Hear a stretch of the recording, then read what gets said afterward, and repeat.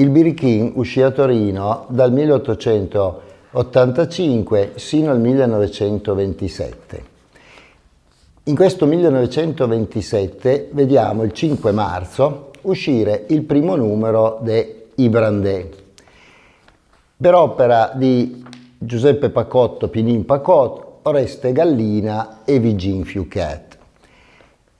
Questa rivista, che durerà solo 5 numeri, in qualche modo prende il posto del vecchio Birichino, ma cambia completamente la direzione di una rivista piemontese.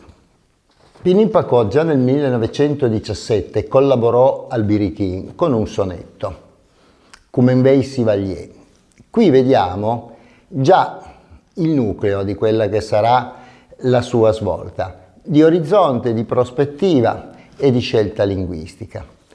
La parola stessa, I Brandè, non era quasi più conosciuta a Torino, dove tuttavia tutti conoscevano il termine birichino.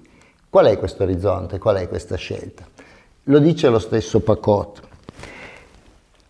Nui vuruma salvé nos parlé, salvé-lo cercando grande sua finesse e sua forza, sua serietà e sua blussa, cercando grande suo patrimonio di parole ed espressioni strane, suo fondo idee e sentimenti piemontesi, e parei, senza temme e senza gena, in cerclumat fer vive le veie parole, belle capellus miene drole, perché chi la viu desmentiaie.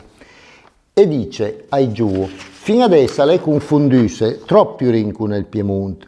Gli troppi adesso che scrivono piemontese perché casangnan l'italiano. Noi vorremmo che si scriva in piemontese per amor del piemontese.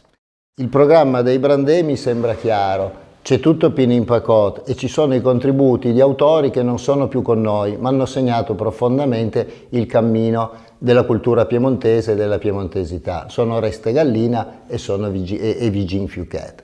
A loro dobbiamo la lunga storia della Compagnia di Brandè, con nomi nuovi, personaggi nuovi, autori nuovi, che tuttavia rispondono a quella vecchia chiamata tenere alta la fiamma.